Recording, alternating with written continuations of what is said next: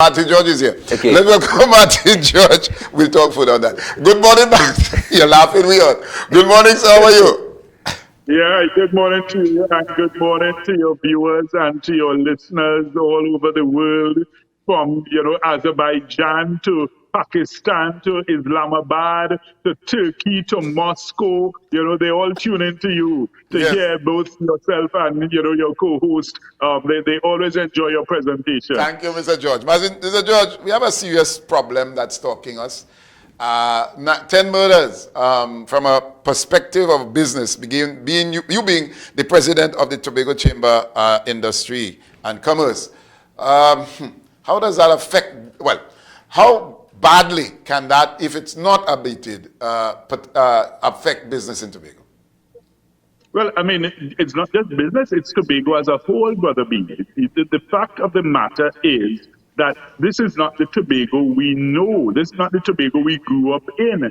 And if you are a tourist economy, then crime is the greatest anathema to that development. Because, in other words, no tourist, no visitor is going to be looking at their wife and children and say, oh, let's pack our bags and go to this place. We hear that it's a crime infested or a crime ridden country. Nobody wants to do that. Even Trinidadians, who form the backbone of the Tobago tourist economy at this point, they love Tobago because they can feel safe and secure in Tobago. So, I mean, it is something that I think it's an island-wide crisis. It's not just the business community. I would spread the net throughout the whole island and say that we all ought to be very, very concerned about this. And, one of the things I want to do, Brother B, this morning is to debunk the myth, the narrative that we have, tried to parrot at times, whereby we love to comfort ourselves and pat ourselves on the back and say, well, it's only Trinidadians who coming over and committing these crimes. We have gone way past that, Brother B. The reality is that quite a few of these young men who are committing these crimes are our own homegrown, born and bred Tobago criminals. Let's face that reality. Let's not bury our heads in the sand. Look at the statistics over the past few years. Look at the persons who've been arrested and charged for most of the major crimes in Tobago. It's not only Trinidadians. Some of them are our own little, Johnny good boy. Johnny's our good boy. Good boy by day, bandit by night. So, I mean, we have to start facing this reality and recognize that, look, this problem is huge. When you ask yourself, Brother B, how many illegal guns are in Tobago? How do the illegal drugs come to Tobago? I mean, the point is the main transshipment points have to be the ports. It's either the seaport or the airport, plain and simple. You don't have any set of ships landing on the coastlines in Tobago and offloading a stack of guns or anything. So it's coming through the legal ports of entry. That's where the problem is, and we need to deal with it. Let's get to solutions. So we know we have a problem, and you mentioned airport, seaport. Very recently, well, there are no vehicle scanners, and I want you to tell me, what are the solutions that the Chamber would recommend to the Protective Service, Commissioner of Police, and other stakeholders in security? Well, the thing is, I mean, okay, as you mentioned, the lack of vehicle scanners, that is one of the first things that you need to look at, because we have said it repeatedly, Brother B. Here's the palpable absurdity of it. A passenger walking on the ship with a knapsack on his back, he has to pass through a scanner. But yet still, you could have a van load of guns going across the Tobago, and there's no vehicle scanner for that. I mean, try and help it make sense now. If you understand me, make it make sense. Yeah. You're scanning the individual passenger, but you're not scanning the vehicles where you could have a trunk load of guns going across, a trunk load of marijuana going across. If you understand me. Yes. So, I mean, we need to be serious about these things. In addition to which, I have said repeatedly that the TTPS needs to put plainclothes officers on every sailing of the ferry. I guarantee you, if they do that and they have their most wanted list and their list of persons who they have outstanding warrants, every trip they will arrest somebody.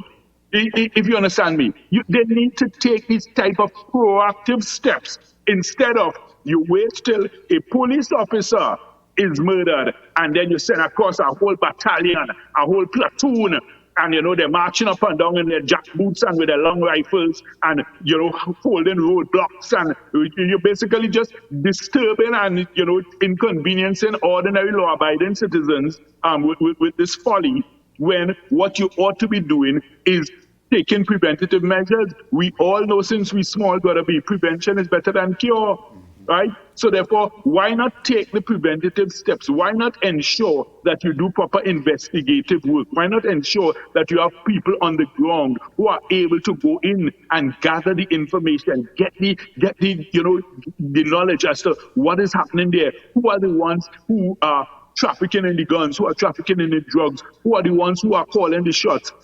Amazingly, Brother B, within the communities, everybody seems to know all of this information. It's only the TTPS that seems clueless about it. Yeah. They are the only ones who seem to be clueless. Yep. Mr. George, I want to put something into perspective and looking at two sides of the coin, right? So we're talking business. In the criminal landscape, the criminal elements may see it as a business, and of course, you may set up shop in a particular area, and that in itself might influence whether it be drug trade or whatever the case is, and that can affect business, as in legitimate business, from functioning. I wanted to speak to that concern, and also the persons who are attracted to these setting up of these illegal business structures, for much of a better term, in the communities and so on. I'm not sure I quite follow the question. You need to elaborate. So what I'm speaking specifically to, there's illegal activities that may take place in a particular community, and of course it may take place in a community where there are popular business places, legal business places that tend to now become affected by these illegal activities or these illegal setting up of businesses in that community or so on. I wanted to speak to the concern in that regard, and also the persons who are attracted to these illegal activities in such communities. Okay. You've added more heat than light in terms of your explanation or clarity. But if you're talking about businesses being exposed to maybe the threat of attack through robbery or an armed holdup or something, so if that's what you're referring to, then of course yes, that is a concern. And the reality is much more of that happens than we are aware of. Not all of it makes the news, not all of it is reported. So let's not kid ourselves to think that, we are in a safe space. And that's why I have called upon the TTPS repeatedly. I've said, listen, you must be able to make Tobago a safe place. What is so difficult about that? Why can't you effectively police and manage Tobago? Why can't we have a year where we say, listen, there have been 0 murders in Tobago? Why is that impossible? If you understand me, of course, you can't control, if it's a domestic situation with a crime of passion, but we're talking about the other things where you can go in and, do good policing, do good detecting work, and ensure that you stem the flow before it becomes a bloodletting in the streets. That is interesting. Of course, we spoke with Mr. Kirk earlier today, acting superintendent, and of course, we head into the direction of speaking to the public responsibility in reporting crimes and getting that relationship. But from your perspective, from the business community's angle, are you seeing that persons are just losing faith in the police service, and the police should really emphasize on bridging this gap? I would have loved to hear Mr. Kirk's answer to that question, because, I think that, really and truly, there's so much work that needs to be done by the TTPS. And, I think that Tobago is the perfect crucible for them to be able to start this, rehabilitation of their image, of their, their connection to the community, their ability to be able to say, hey, listen, this is true community policing at work. I think we're the perfect police division to do so. And, we really are the low-hanging fruit. And if it is that TTPS says, well, look, Trinidad has gone too far. We can't pull back Trinidad. Don't tell me you can't pull back Tobago. And that's what I keep saying. You have to ensure that there's a sustained campaign and sustained presence and sustained work.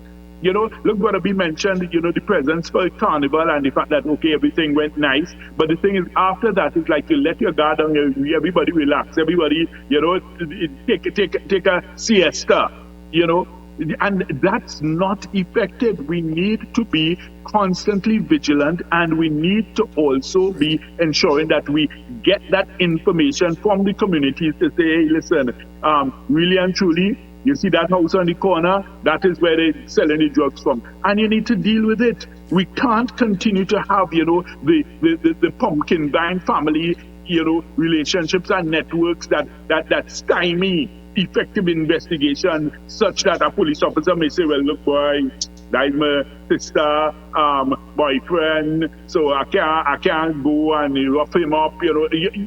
Listen, we need to move past that if we are going to effectively meet and treat with this threat in Tobago. I would also call upon the THA, Brother B. I just want to make this point lastly. I'd like the THA to come out and state what are their plans for partnering with the TTPS, partnering with the customs, partnering with the Coast Guard, partnering with the Airports Authority, with the Port Authority. What are their plans for effectively helping to establish safety and security in Tobago? Because if you are dependent on tourism, that ought to be your number one priority. All right. While you were speaking, I was taking notes, right? And I have the role of the judiciary in relationship with with effective policing.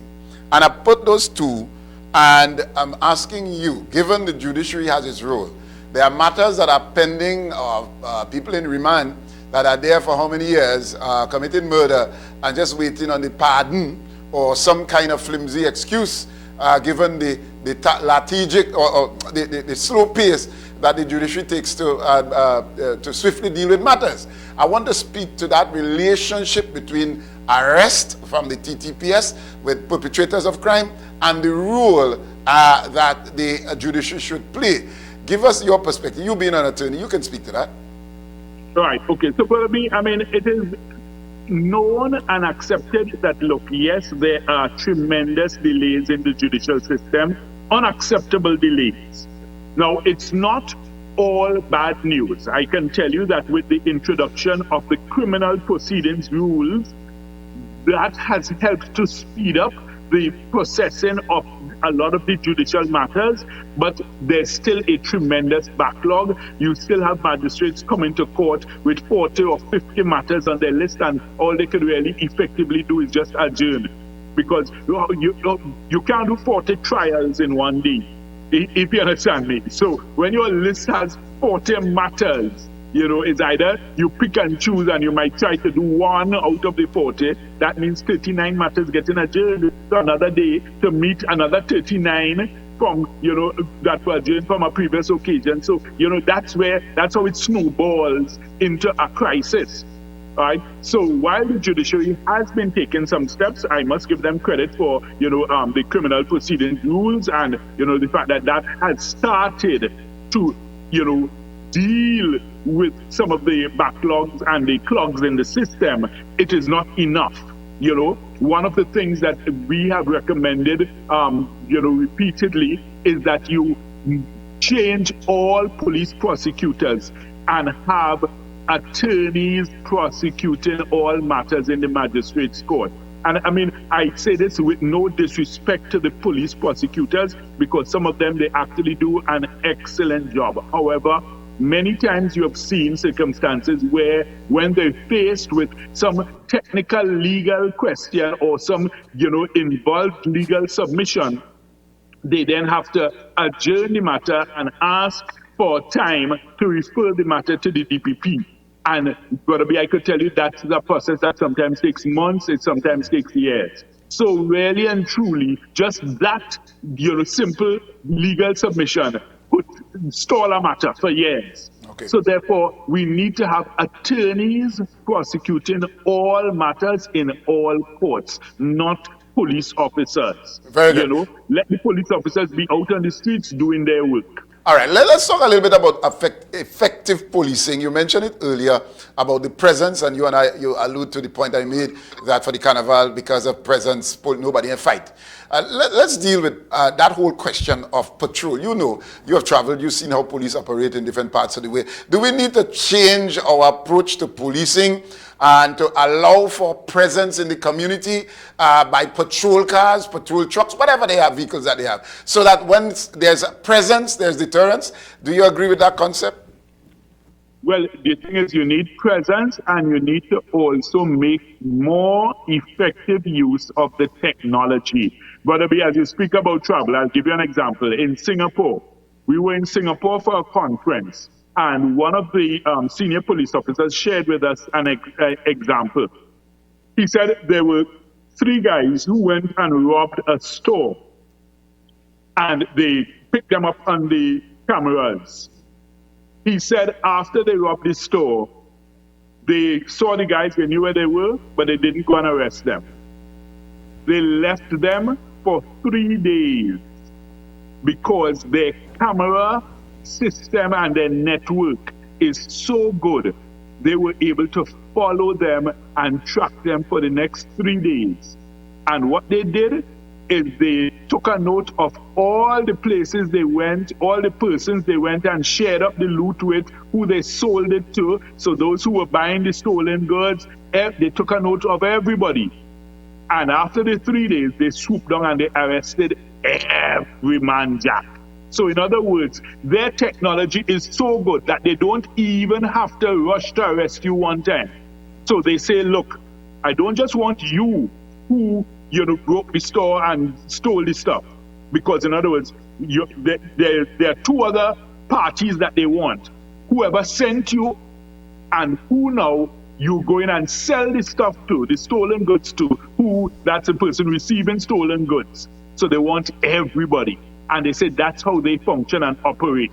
They have systems such that, let me tell you, their cars, every new car, the car reports on you, because the car is linked to the government information system. I don't know if we want to go so far in Trinidad and Tobago, but let me tell you, every new car is linked to the government transport division, such that if you exceed the speed limit, your car sends a report to the Department of Transportation and say, look, at such and such time, at such and such location, gotta be exceeding the speed limit. If you break a traffic light, your car sends a report on you. Yeah.